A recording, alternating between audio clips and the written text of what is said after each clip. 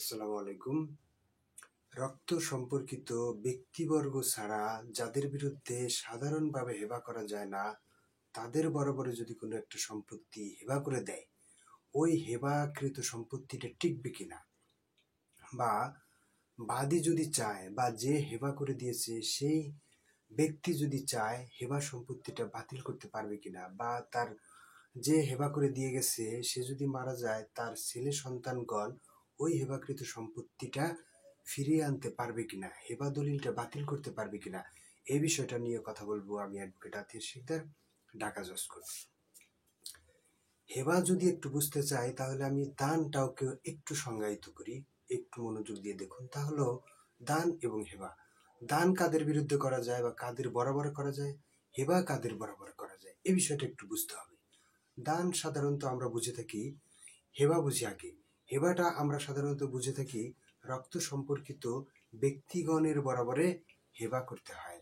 যেমন আমি আমার স্ত্রীকে দিতে পারবো, স্ত্রী আমাকে দিতে পারবে, আমি আমার বাবাকে দিতে পারবো, বাবা আমাকে বা মা আমাকে দিতে পারবে, পুত্র সন্তান, এরকম ব্যক্তিগণের বরাবরে হেবা করতে হয়। এর বাইরে অর্থাৎ রক্ত সম্পর্কিত ব্যক্তিগণ ছাড়া যাদের বরাবরে সম্পত্তিটা ট্রান্সফার করতে চাচ্ছি তাদের বরাবরে করতে হয় দান। এখন কথা হলো, যদি রক্ত সম্পর্ক ব্যক্তিগণ ছাড়া যাদের বরাবরে আমরা দান করে থাকি তাদেরকে যদি আমরা হেবা করে দিই, সেই হেবাটা টিকবে কিনা, এইটি হলো কথা। অ্যাকচুয়ালি এরকম ঘটনা আছে বিধায়ী এই প্রশ্নটা উত্থাপিত। 49 DLR 131 পেজ, সেখানে এবাদ আলী নামক একজন ব্যক্তি ছিল। উনি 3টা দলিলের মাধ্যমে রক্ত সম্পর্কিত ছাড়া অন্য আরেকজনকে হেবা করে দেয়। হেবা করে দেওয়ার পরে উনি সম্পত্তিটা রেজিস্ট্রি করে দেয়, হেবা করে দেয়, রেজিস্ট্রি করে দেয়, দখল বুঝিয়ে দেয়। এখন যে হেবা করেছিল, যার বরাবর হেবা করেছিল, সে ব্যক্তি হেবা গ্রহণ করে নামজারি করে রেকর্ড করে দখলে থাকে। কিছুদিন পরে 1982 সালে তার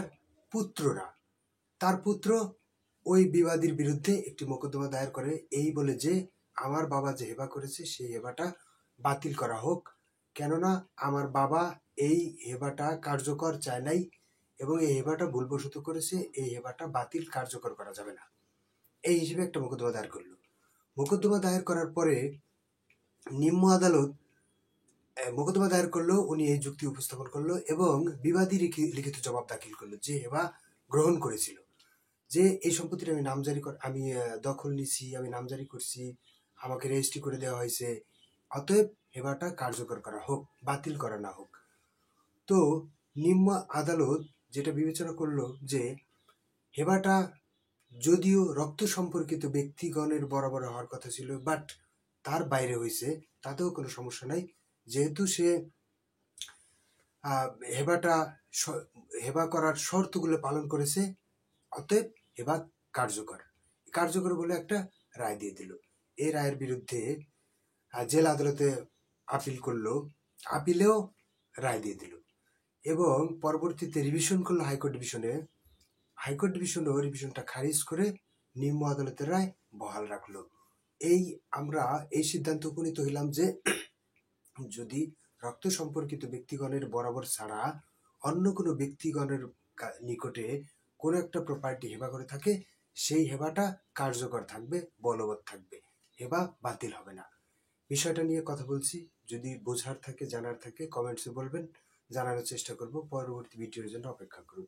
আসসালামু আলাইকুম।